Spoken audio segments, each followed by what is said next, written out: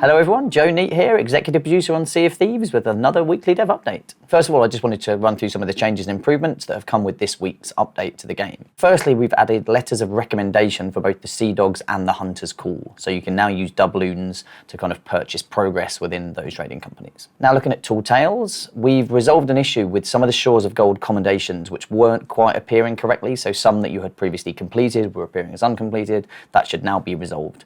So if you're still seeing issues there, make sure you contact our customer support service. As previously mentioned, we've also looked at making some slight improvements to the start of the Shroudbreaker tale, really for new players and people who are firstly kind of engaging with that tale, just so that we can get people kind of into the flow of the Tall Tale itself a lot smoother. So we've kind of just tweaked the puzzle description and the text and stuff that drives you to that first clue, just to really see if we can make some improvements for new players there.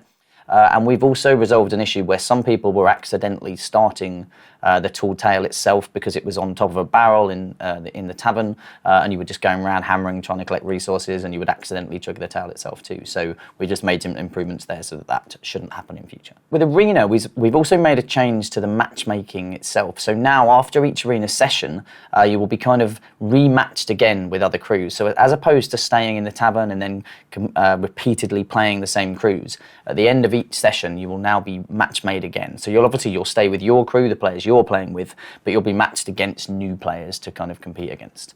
So this will improve the speed of the matchmaking itself, and also just address a couple of exploits where we've seen people using the previous system for nefarious purposes. There's also been a bit of balancing to the ship damage system. So we've been looking at feedback and looking at just how that new damage system has been working out in the wild, and we've made a change now so that if you manage to hit another ship's capstan with a cannonball, it will damage the capstan, so it will still knock a kind of arm off that you'll have to fix and replace, but it won't automatically drop the capstan.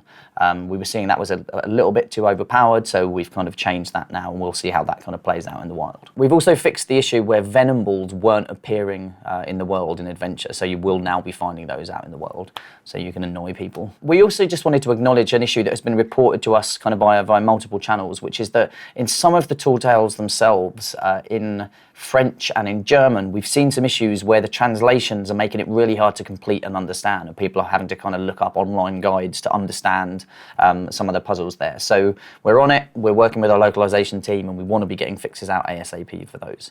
But yeah, thanks for reporting those, and apologies that those made it out into the wild.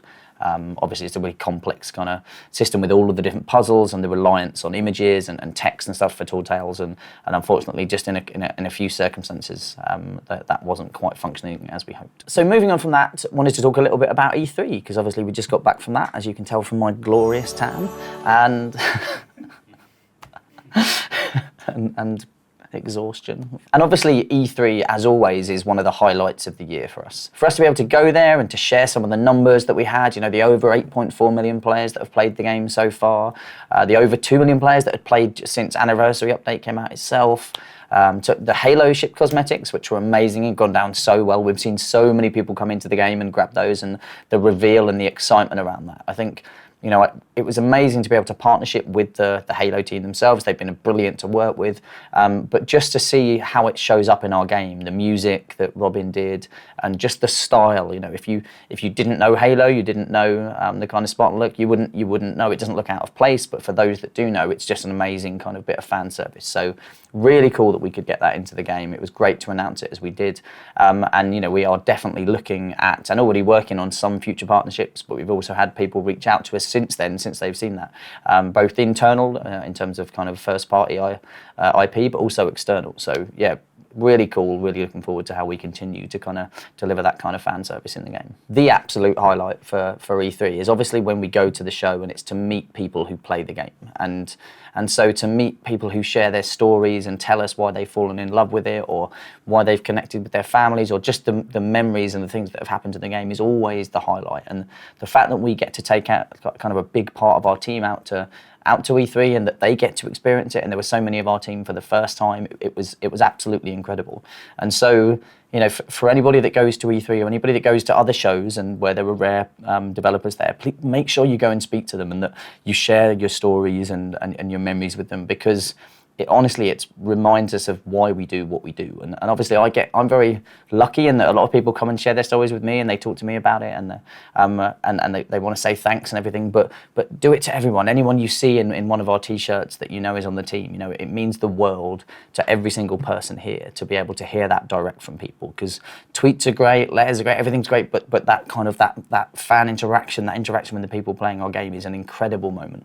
And it never stops being special, it never stops being amazing, and I love that the energy that everyone that's gone to E3 has brought back into the studio from E3 is incredible. So thank you to everybody that we met. Thank you, to all those that shared their stories, and a special thank you to those that sent a round of sake to our table in the Japanese restaurant we were eating in, because that went down very well for the whole team. So good one. One of the other things that just going to E3 and actually just sitting kind of through the Xbox briefing, it was the first time that I hadn't sat through any of the rehearsals of the briefing itself. So for me, being in the theatre and seeing it for the first time was amazing, because I got to see it, as much as a fan as an employee of Xbox itself, and to see the kind of ambition for Xbox laid out as it was, with all of the different things that we're doing, and to look at the streaming services, or to look at Game Pass, or to look at the new console, and to see the new studio acquisition, like, it was just an amazing moment, and really filled me with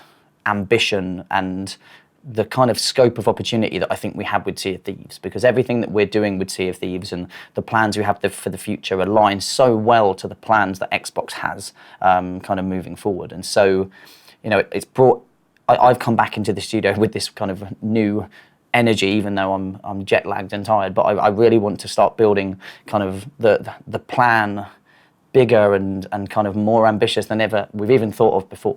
And that came from the briefing, it came from the meetings we had with different kind of partners and different companies while we were out at E3. So yeah, it just feels like, we're still at the start of this journey for Sea of Thieves, because we're just over a year in, and when I look at all of these other huge service-based games that have been going for years and years and years, they're so far into their journey. We're right at the start still, and I can't wait to see where we take this. The fact that we've had over 8 million players play already, and the fact we've got this really healthy player base now is awesome, but I think we can go so much bigger and so much better and so much stronger, and the plans and the kind of ideas that we have together as a team here, I think, are going to blow people away. So yeah, I am very, very excited about where we can take this, and where we'll be in a year's time, where we'll be in 2 years' time. There's just so much scope for Sea of Thieves, and I think E3 always crystallises that for me. Before we went to E3, we actually presented our thinking to the team in a kind of big all-hands meeting around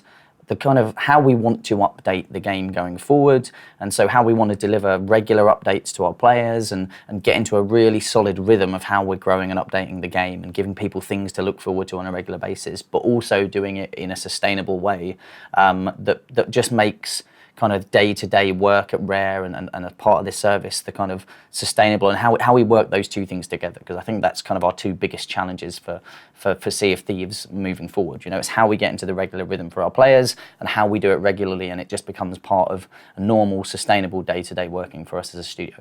I'm really happy with the plan that we've got, and you're going to see that kind of starting to roll out over the next couple of months. And so we're not quite in the position to talk about it yet, but we're just figuring it out now. We've talked about it internally, we're getting into that plan and into that rhythm, and now it's about, okay, how do we talk about that and make players understand it? But I think it's really strong. I think it's going to work really well. I think it's going to be a different rhythm from the previous year, where we've been a bit sporadic and a bit ad hoc in terms of how we've been updating the game, because it's all been about just throwing content in and getting updates out when we can. But now I think we can do a much better job of giving people a predictable, regular cadence of things to look forward to, and new things to go do, new rewards to earn, and I think we'll really be into our rhythm within this second year, but at the same time also surprising and delighting people with things that come alongside that too. So not ready to talk about it yet, but the plan is good. We're into it now, we're working into it, and so we're now figuring out how we can talk about that and when, but feeling very, very excited about what we've got planned for everybody, and really what this year 2 is going to be for us on Sea of Thieves. And I think that's it from me for now. So as always, an absolute pleasure, and I'll see you on the seas.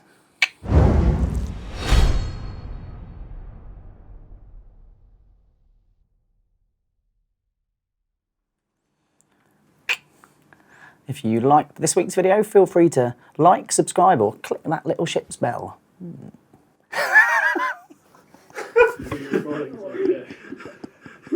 Let's do one more.